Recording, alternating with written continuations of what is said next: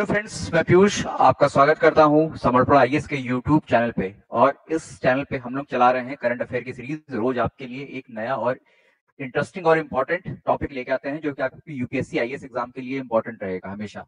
2025 अगर आप दे रहे हैं तो इन करंट अफेयर की सीरीज को देखना मत भूलिएगा, फॉलो कीजिए। आपको सारे प्री और मेंस के करंट अफेयर्स यहीं से कवर होंगे। तो चलिए शुरू करते हैं। आज का जो टॉपिक है वो है supreme court halt suits on claim over places of worship. 13 दिसंबर का जो अखबार है आप उसमें देखेंगे कि न्यूज़पेपर में हिंदू और इंडियन एक्सप्रेस में ये हेडलाइन आई है कि सुप्रीम कोर्ट ने कुछ एक ऑर्डर दिया है प्लेसेस ऑफ वर्शिप के ऊपर।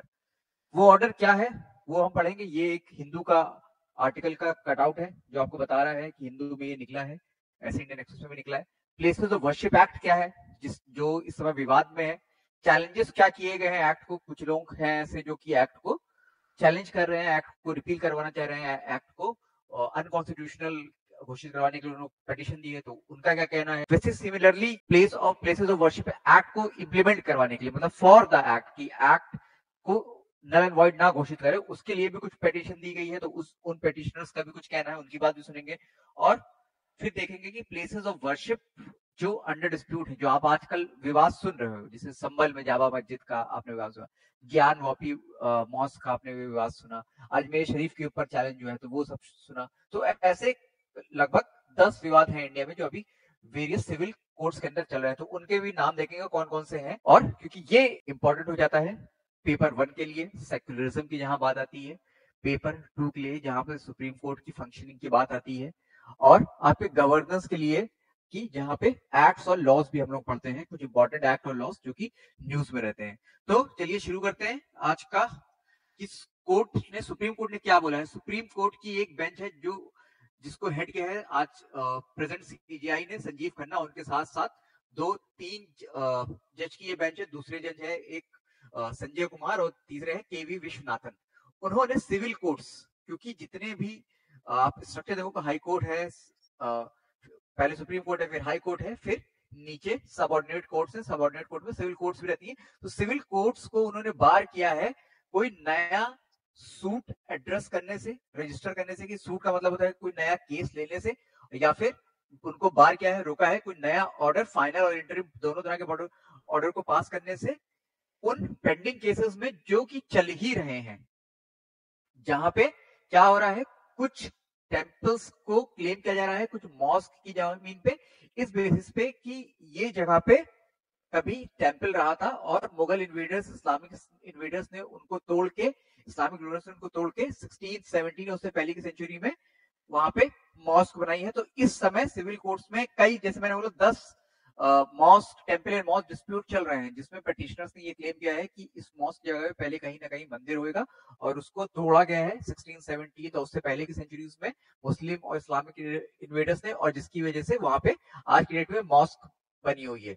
तो उस जगह को रिक्लेम करने के लिए सिविल केसेस डाले गए हैं कई सिविल कोर्ट्स में। तो उसी के ऊपर वाद विवाद चल रहा था। तो सुप्रीम कोर्ट के ऊपर एक केस, सुप्रीम कोर्ट में केस दाखिल किया गया था कि supreme court places of worship act है 1991 का, उसकी वैलिडिटी के ऊपर कुछ पिटिशनर्स ने क्वेश्चन किया था।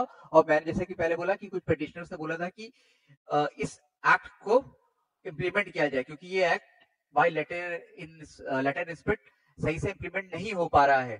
तो इस पिटीशन को सुनते हुए सुप्रीम कोर्ट ने, इस 3 जज बेंच ने क्या बोला कि हम जब तक इस एक्ट के ऊपर अपना जो हम सुन रहे हैं इसके ऊपर फाइनल ऑर्डर ना पास कर दें, तब तक जितनी भी कंट्रीज में सिविल कोर्ट है वहां कोई भी नया सिविल केस किसी टेम्पल मॉस्क के डिस्प्यूट का नहीं रजिस्टर करेंगी, नहीं लेंगी, और या जो उनके यार पेंडिंग केस है उसके ऊपर भी कोई भी ऑर्डर पास नहीं करेंगी। या तो उन्होंने ये बोला कि जो बार है, जो बार का मतलब जो कि ये रोक लगाई गई सिविल कोर्ट्स के ऊपर कि आप कुछ नया क्लेम नहीं लोगे या नया ऑर्डर पास नहीं करोगे, उसमें जो आप ऑर्डर पास करते हो सर्वेस का, वो भी इंक्लूड होता है। मतलब कि अब सिविल कोर्ट्स जो है, जो भी इनमें केस चल रहा है, जो पेंडिंग केस है, उसमें वो कोई ऐसा ऑर्डर भी पास नहीं करेंगी जिस सर्वे के लिए जहां पे किसी भी रिलीजियस प्लेस के प्रीमाइसेस पे वो सर्वे का ऑर्डर देती है कि जाके चेक कर लो पहले यहाँ पे टेम्पल था, जैन टेम्पल था, हिंदू टेम्पल था। तो इस तरह का ऑर्डर भी अब नहीं दे सकती है। सर्वे का, आर्कियोलॉजिकल सर्वे ऑफ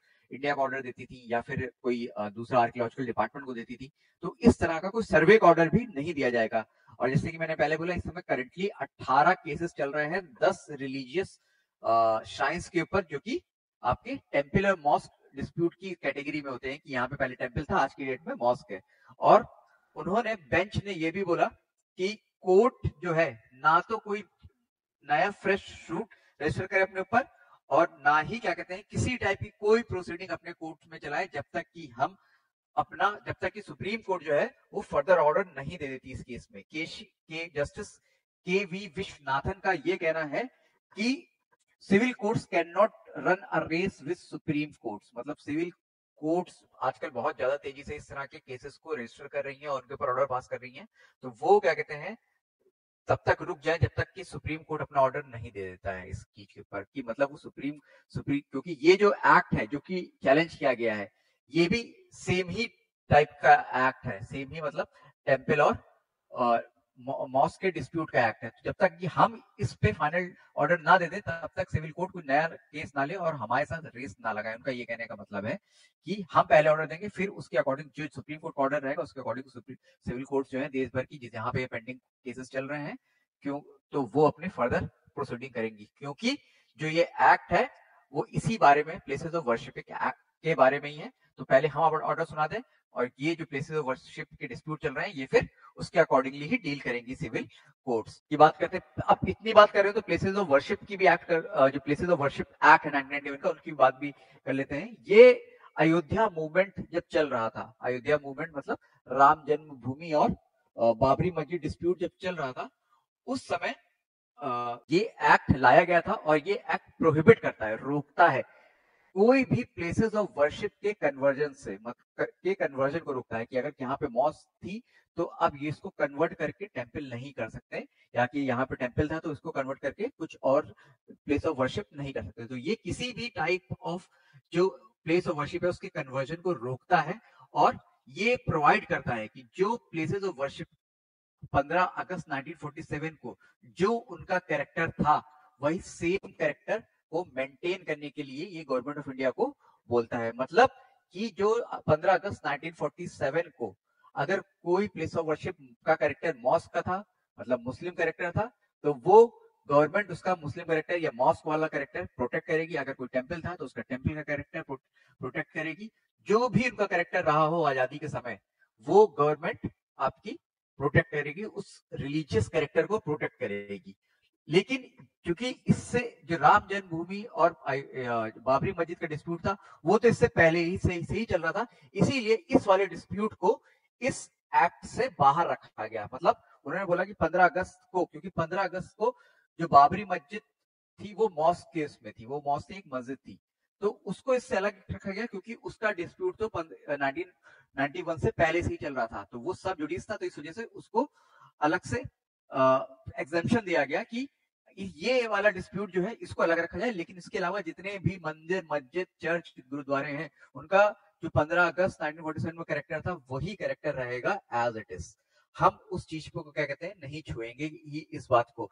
और ये जब आपका जो राम जन्मभूमि और मस्जिद डिस्प्यूट जब सेटल भी किया गया था, उस समय जो कोर्ट ने ऑर्डर दिया था, उस समय भी कोर्ट ने ऑर्डर देते समय यही बोला था कि प्लेसेस ऑफ वर्शिप एक्ट का रिस्पेक्ट किया जाएगा, क्योंकि ये कॉन्स्टिट्यूशनल वैल्यूज को होल्ड करता है। एक डिस्प्यूट अलग था राम जन्मभूमि और बाबरी मस्जिद का, वो सेटल हो जाए, लेकिन उसके अलावा और कोई भी प्लेसेस ऑफ वर्शिप के ऊपर हम मतलब कोई भी इस तरह का सिविल केस या कोई भी इस तरह का टाइटल सूट्स नहीं लेंगे कि किसके कब्जे में है, हिंदूस के कब्जे में है कि मुस्लिम्स के कब्जे में है, या किसका कैरेक्टर पहले क्या था, क्योंकि हिस्टोरिकल रॉन्ग्स जो हो चुके हैं। क्योंकि ये तो एक असलियत है कि मुस्लिम इन्वेडर्स जब आए थे इंडिया में तो उन्होंने ऐसा नंबर्स हजारों में बोलते हैं कि हजारों में की संख्या में मंदिर तोड़े गए थे और वहां पे मस्जिद बनाई गई थी। तो ऐसा बोला गया था कि चूंकि अब हिस्ट्री में जो रॉन्ग हो चुका है, ठीक है, उसको आज की डेट में हिस्टोरिकल रॉन्ग्स को हम लोग करेक्ट नहीं कर सकते हैं, क्योंकि उससे कंट्री का फ्यूचर बिगड़ेगा। कैसे बिगड़ेगा? क्योंकि आज की डेट में अगर ऐसे सारे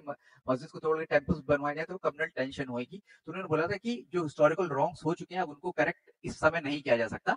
लेकिन एक ये वाला विवाद था जो कि उन्होंने इस पूरे उससे अलग रखा। अब जो petitioners places of worship act को इंप्लीमेंट करवाना चाहते हैं वो ये आर्ग्यू करते हैं कि चूंकि लगातार उन्होंने भी क्या कहते हैं, अगर कुछ लोगों ने इस एक्ट के खिलाफ में पिटीशन डाली है सुप्रीम कोर्ट में, कुछ पेटिशनर्स ऐसे हैं जिन्होंने इसके लिए भी डाली है कि ये एक्ट रहना चाहिए, बचा रहना चाहिए। तो उन्होंने आर्ग्यू किया है कि ये 1990 लॉ का 1991 का जो लॉ है, ये एक बैशन, एक किले की तरह एक्ट करता है, जो उन सूट्स के अकॉर्डिंग, मशरूमिंग सूट्स के अकॉर्डिंग, मतलब ये जो सूट्स, जो केसेस है, जो सिविल केसेस जो निकलते आ रहे हैं, जो कि किसी भी मस्जिद को चैलेंज करते हैं कि यहाँ का क्या डिस्प्यूट है और उसका कैरेक्टर चेंज कराना चाहते हैं, तो उनके अगेंस्ट में ये एक किले की तरह, एक बुलवार की तरह एक्ट करता है। उनका कैरेक्टर नहीं चेंज होना जाएगा, चेंज किया जाएगा। और ये जो केसेस सारे चल रहे हैं, जैसे संबल विवाद आपने देखा, ये अल्टीमेटली क्या हुआ, ये एक कम्युनल टेंशन में बदल गया।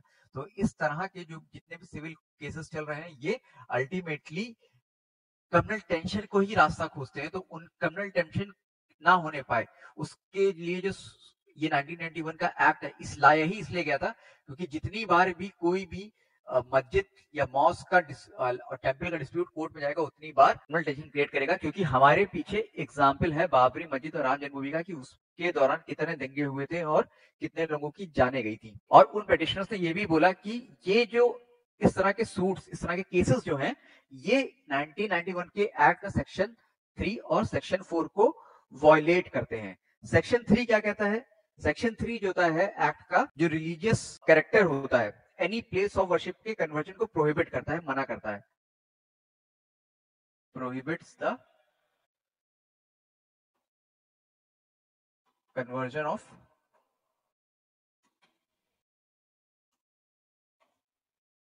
एनी प्लेस ऑफ वर्शिप, मतलब कोई भी प्लेस ऑफ वर्शिप है, मंदिर मस्जिद है, उसके किसी भी टाइप के कन्वर्जन को रोकता है। सेक्शन 3 की बात है।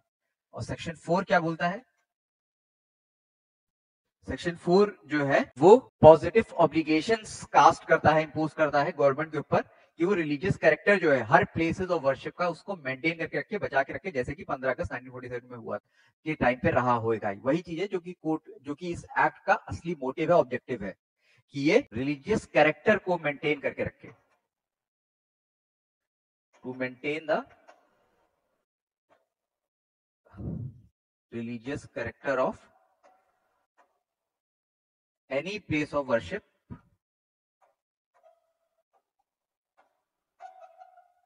जैसा कि एज ऑन डेट अगस्त 15 1947, जैसा कि 15 अगस्त के टाइम आजादी के समय उसका कैरेक्टर था, उसको मेंटेन करेगी गवर्नमेंट।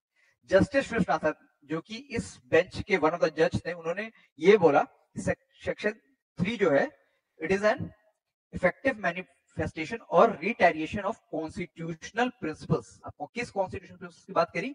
कि that the act embodied the ideas of secularism, dignity, fraternity and freedom of religion, जो कि हमारे प्रेम्बल और फंडामेंटल राइट्स में दिया गया है। Secularism, dignity of individual, fraternity, brotherhood, है ना, और उसके साथ साथ फ्रीडम ऑफ रिलीजन, उन ये कॉन्स्टिट्यूशनल प्रिंसिपल को ये वाला एक्ट एक मैनिफेस्ट करता है, उनको रूप देता है, उनको एक जामा पहनाता है, उनको स्ट्रक्चर देता है, इन वैल्यूज को, जो कि हमारे इन प्रिंसिपल को, जो कि हमारे कॉन्स्टिट्यूशन में दिए गए हैं। और उन्होंने ये भी बोला, सू जो कि केसेस चल रहे हैं, वो इन बेसिक कॉन्स्टिट्यूशनल प्रिंसिपल्स हैं, इनके वॉल्यूशन के ग्राउंड पे रिजेक्ट किए जाते हैं, इवन अगर 1991 का एक्ट ना भी होता।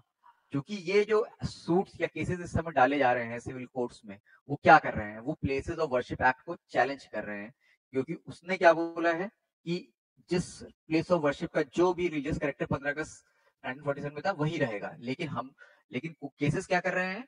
सिविल केसेस क्या कर रहे हैं? चेंज करवा रहे हैं, वहां कोर्ट में जाते हैं और उसका जो रिलीजियस कैरेक्टर था वो चेंज कराने की बात की जाती है। तो उससे क्या होता है? जस्टिस के वी विश्वनाथन ने कहा कि उससे हमारे सेक्युलरिज्म के आइडियल, ब्रदरहुड के आइडियल, फ्रेटर्निटी के आइडियल, फ्रीडम ऑफ रिलीजन के आइडियल जो है, उनको हर्ट हो रहा है। तो अगर ये एक्ट ना भी होता, तो भी इस तरह के सिविल केस जो है, वो कॉन्स्टिट्यूशनल प्रिंसिपल या कॉन्स्टिट्यूशनल वैल्यूज के वॉल्यूशन के ग्राउंड पे हम रिजेक्ट कर सकते हैं, सुप्रीम कोर्ट रिजेक्ट कर सकती है।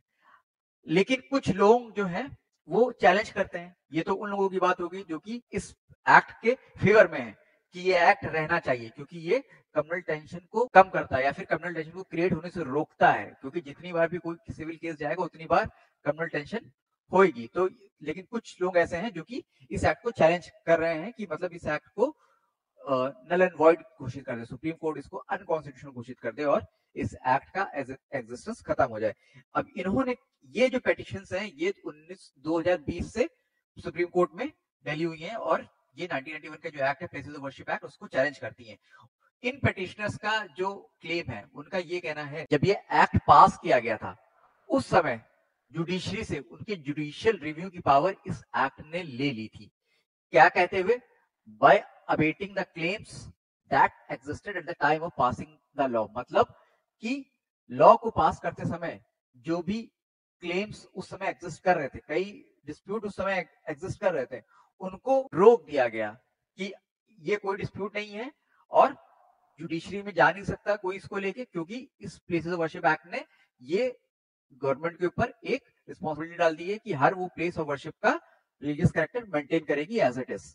तो इससे जब आदमी, क्योंकि अब उन्होंने क्या बोला था, जुडिशरी इस तरह का कोई नया केस नहीं ले सकती है। एक केस चल रहा है राम जन्मभूमि और बाबरी मस्जिद का, उसका निपटारा हो जाए, उसके बाद इस तरह के केसेस कोई भी जुडिशरी नहीं ले सकती है। तो जुडिशरी को क्या हुआ, जुडिशरी की जुडिशियल रिव्यू की जो पावर थी उसको इस एक्ट ने ले लिया था जुडिशरी से। It take away the power of judicial review by abating the claims that existed at the time of passing of law, मतलब लॉ को पास करते समय जो क्लेम्स थे उनको इसने उनको फ्रीज कर दिया था, रोक दिया था, और वहीं से जुडिशरी की जुडिशियल रिव्यू की पावर ले ली थी और फ्रेश क्लेम्स भी कोर्ट में डालने से मना कर दिया था कि कोर्ट जो है वो कोई फ्रेश क्लेम्स भी एडमिट नहीं कर सकती। जो एग्जिस्टिंग क्लेम्स चल रहे हैं एक्सेप्ट राम जन्मभूमि और बाबरी मस्जिद का डिस्प्यूट लेके, उसके अलावा जितने भी टेम्पल और मॉस्क डिस्प्यूट हैं कंट्री भर में, वो सारे के सारे वहीं पे रुक जाएंगे और कोर्ट्स जो है कोई नया भी क्लेम्स नहीं ले सकती। तो जो जुडिशियल रिव्यू की पावर इससे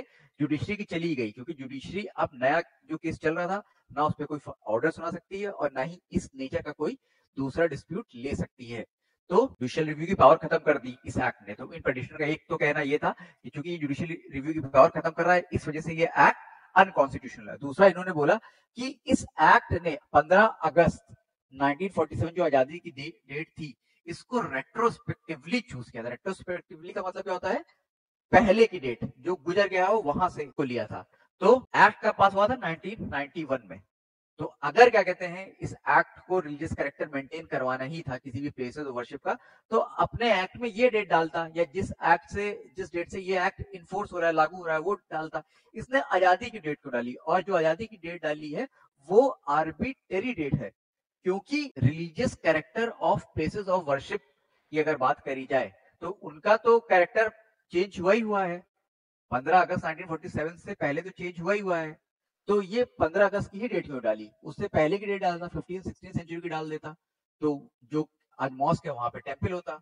तो इसने जो ये डेट पिक करी है वो रेट्रोस्पेक्टिवली है, जो कि गलत है, और डेट अपने आप में आर्बिट्रेरी है कि बस खाली जस्ट क्या कहते हैं कि आजादी का के टाइम की डेट इन्होंने पिक कर ली, जो कि गलत है, क्योंकि आजादी के टाइम पे भी कुछ डिस्प्यूट चल रहे थे। राम जन्मभूमि बाबरी, इन्होंने बोला कि राम जन्मभूमि और बाबरी मस्जिद का डिस्प्यूट केवल एक डिस्प्यूट था, उसके अलावा भी और डिस्प्यूट्स थे वो चल रहे थे, और इन्होंने क्या कहते हैं इस एक्ट ने ये डेट को आर्बिट्रेटली चूज किया है।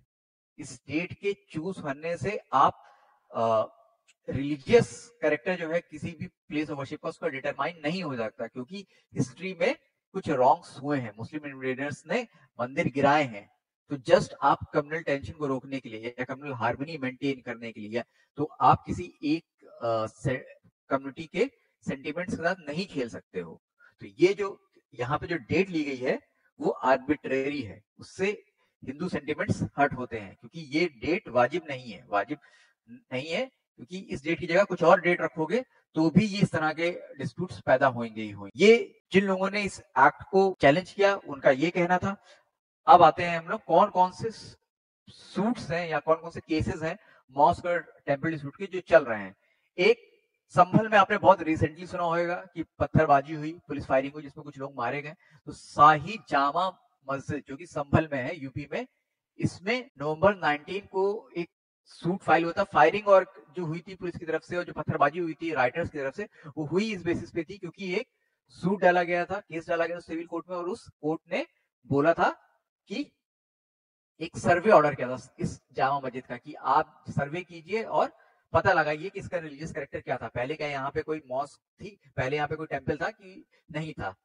तो नवंबर 29 में जब सारा दंगा हो गया, वायलेंस हो गई, तो सुप्रीम कोर्ट ने बोला कि इस फॉर नाउ इस केस को रोका जाए, इस पे कोई आगे फर्दर कार्रवाई नहीं करेगी वहां की सिविल कोर्ट। जौनपुर में एक अटाला मॉस्क है, उसको लेके भी मई 2024 में एक केस दाखिल हुआ। जो कि ये डिक्लेयर कर रहा था कि जो अटाला मॉस्क है, यहाँ पे अटाला देवी टेम्पल कॉम्प्लेक्स एग्जिस्ट करता था, और पोजीशन ऑफ प्रॉपर्टी है restraining order against non Hindus की। जो नॉन हिंदूज ने इसका पोजीशन ले लिया, उनको अगेंस्ट में रिस्ट्रेनिंग ऑर्डर दिया कि रोका जाए, क्योंकि यहाँ पे पहले से एक टेम्पल एग्जिस्ट करता है, उसको तोड़ के मॉस्क बनी है, और यहाँ पे नॉन हिंदूज इसका पोजीशन नहीं ले सकते हैं। उसके अलावा और कौन कौन से केस है? कमाल मौला मॉस्क, भोजशाला कॉम्प्लेक्स, धार, एमपी में है ये। यहाँ पे मध्य प्रदेश के हाईकोर्ट में 2022 में एक केस पिटीशन गई, जो कि सुप्रीम कोर्ट के एएसआई आर्कियोलॉजिकल सर्वे का 2023 का ऑर्डर है, उसको चैलेंज करती है। एएसआई ने यहाँ पे मुस्लिम्स को अलाउ किया था कि वो फ्राइडेज को आके यहाँ पे नमाज ऑफर कर सकते हैं। तो पिटीशन जो फाइल हुई हाई कोर्ट में, एमपी की हाई कोर्ट में, उसने एएसआई के आर्कियोलॉजिकल सर्वे के इस ऑर्डर को चैलेंज किया। उनका ये कहना था कि यहाँ पे एक साइंटिफिक सर्वे कराओ, जिससे पता लगेगा कि यहाँ पे कमाल मौला मॉस्क नहीं थी, बल्कि की एक भोजशाला टेम्पल था। यहाँ पे ज्ञानवापी मॉस्क वाराणसी में बहुत फेमस डिस्प्यूट है ये। 5 हिंदू वुमेन को 2021 में परमिशन उन्होंने मांगी थी कि वहां पे जाके वर्शिप कर सकती हैं, और सेशन कोर्ट जो वहां का सेशन जज थे, वहां उन्होंने एएसआई आर्कियोलॉजिकल सर्वे का ऑर्डर किया कि आप इस पे यहाँ सर्वे करें और पता लगाएं कि यहाँ पे मॉस्क था कि टेम्पल था। यहाँ पे मॉस्क भी है, टेम्पल भी है, तो यहाँ पे बोला जाता है कि टेम्पल के आधे हिस्से को तोड़ के मॉस्क बनाई गई है। शाही जामा मस्जिद बदायूं, इसकी में भी 2022 में केस फाइल हुआ है कि यहाँ पे नीलकंठ महादेव का टेम्पल था यहाँ पे, और परमिशन मांगी है कोर्ट से कि हिंदूज को यहाँ पे प्रे करने दिया जाए। कव्वत उल इस्लाम मॉस्क दिल्ली, 2020 में यहाँ पे एक केस फाइल हुआ है इस बेसिस पे कि यहाँ पे हिंदू और जैन डीटीज थे, उनकी टेम्पल थी, जिसको तोड़ के यहाँ पे कुतुब मीनार कॉम्प्लेक्स बना है पूरा। तो ये तो सही है, क्योंकि यहाँ कुतुब मीनार जो है वो हिंदू और जैन टेम्पल जिस जगह पे है, वो महरौली, वहां पे हिंदू और जैन टेम्पल से उनको तोड़ के ये मॉस्क कुतुब मीनार का कॉम्प्लेक्स, यहाँ कुतुब मीनार आप देखते हो। तो उन्होंने ये मांग की है कि यहाँ पे जो हिंदू और जैन डेटीज है उनके रिस्टोरेशन किया जाए, मतलब उनको हिंदू और जैन डेटीज के मूर्तियां स्थापित करना फिर से दिया जाए, ताकि लोग वहां पे फिर से जाके पूजा पाठ कर सके। शाही ईदगाह मॉस्क मथुरा में, इसमें भी कई केस फाइल हुए हैं 2020 से, जो कि ये बोलते हैं कि इस मॉस्क को यहाँ से हटाया जाए और यहाँ पे मंदिर बनाया जाए। और 1968 में एग्रीमेंट हुआ था, जो ये जिसने मॉस्क और टेम्पल को साथ में, यहाँ पे टेम्पल बना था और मॉस्क को बोला था कि को एग्जिस्ट करेंगे, तो उस एग्रीमेंट को भी चैलेंज किया गया। टीले वाली मस्जिद लखनऊ में, इसमें भी 2013 में एक केस फाइल किया है हिंदूज ने, जो कि सर्वे कराना चाहते हैं मॉस्क का, और इस बेसिस पे कि इस मॉस्क को औरंगजेब ने किसी टेम्पल को डिमोलिश करके बनवाया था। अजमेर शरीफ दरगाह, ये भी रिसेंटली 2024 में फाइल हुआ है कि यहाँ पे लॉर्ड शिवा का टेम्पल था, जिसके ऊपर अजमेर शरीफ की दरगाह बनी है। मलाली जुमा मस्जिद बेंगलुरु, ये भी एक केस फाइल हुआ है कि यहाँ पे एक्चुअल में टेम्पल लाइक स्ट्रक्चर था बीनीथ द मॉस्क, वो देखा गया है और रेनोवेशन के दौरान, तो इसका मतलब यहाँ पे पहले टेम्पल था। तो ये 10 मुद्दे हैं या फिर 10 डिस्प्यूट्स हैं जो चल रहे हैं। बाबरी मस्जिद वाला सॉल्व हो गया था, तो शाही जामा मस्जिद संभल में है, अटाला मॉस्क जौनपुर में, उसका कमाल मौला मॉस्क भोजशाला कॉम्प्लेक्स धार एमपी में, ज्ञानवापी मॉस्क वाराणसी में ये डिस्प्यूट में, शमशी जामा मस्जिद बदायूं में, कुव्वतुल इस्लाम मॉस्क दिल्ली में, शाही ईदगाह मॉस्क मथुरा में, टीले वाली मस्जिद लखनऊ में, अजमेर शरीफ दरगाह अजमेर में, और मलाली जुमा मस्जिद मंगलारू में। ये सारे डिस्प्यूट अभी चल रहे हैं। तो हमने जो सुप्रीम कोर्ट का ऑर्डर था इस लेक्चर में देख लिया, सुप्रीम कोर्ट ने क्या रिस्ट्रेनिंग ऑर्डर दिया है, प्लेसेस ऑफ वर्शिप एक्ट क्या है, उसके जो इंपॉर्टेंट सेक्शन है सेक्शन 3 और सेक्शन 4 वो हम लोग ने देख लिए। क्यों उसका चैलेंज किया गया है, कुछ लोग क्यों उसको वैलिडिटी को चैलेंज कर रहे हैं कि इस एक्ट को हटाया जाए, उनके क्या दलीलें थी वो देख ली हम लोग ने। कुछ लोग इस एक्ट के फेवर में है कि वो बोलते हैं कि इस एक्ट को इम्प्लीमेंट करो, ये इम्प्लीमेंट नहीं हो पा रहा है, जितने सिविल सूट्स डाले जा रहे हैं उनकी वजह से ये एक्ट सही से इम्प्लीमेंट नहीं हो पा रहा है, क्योंकि इस एक्ट ने बोला था कि रिलीजियस 15 अगस्त आजादी के समय जो प्लेस ऑफ वर्शिप था उसका रिलीजियस कैरेक्टर मेंटेन रखेंगे, लेकिन वो नहीं हो पा रहा है आज की डेट में। तो इम्प्लीमेंट कराया जाए इस एक्ट को, इस एक्ट का यही कहना है कि प्लेसेस ऑफ वर्शिप का रिलीजियस कैरेक्टर मेंटेन किया जाएगा, उसको कन्वर्जन नहीं किया जाएगा। फिर वो 10 डिस्प्यूट जो आज की डेट में अलग अलग सिविल कोर्ट्स में चल रहे हैं उनको हम लोग ने देखा। तो हमारा आज का ये टॉपिक यहीं पे खत्म होता है। अगर आपको ये वीडियो पसंद आया हो, ये करंट अफेयर का बहुत इंपॉर्टेंट वीडियो है, आपको ये वीडियो पसंद आया तो इसको लाइक कीजिए, हमारे चैनल समर्पण आईएएस को सब्सक्राइब कीजिए, और आपको अगर कोई डाउट है इसके बारे में तो पूछ सकते हैं कमेंट बॉक्स में कुछ भी लिख के पूछ सकते हैं, उसका जवाब देंगे। तो आज का ये टॉपिक जो वीडियो लेक्चर है यही पे खत्म करते हैं और कल मिलते हैं एक नए और इंटरेस्टिंग टॉपिक के साथ। चलिए मैं पीयूष आपसे विदा लेता हूँ। Good bye.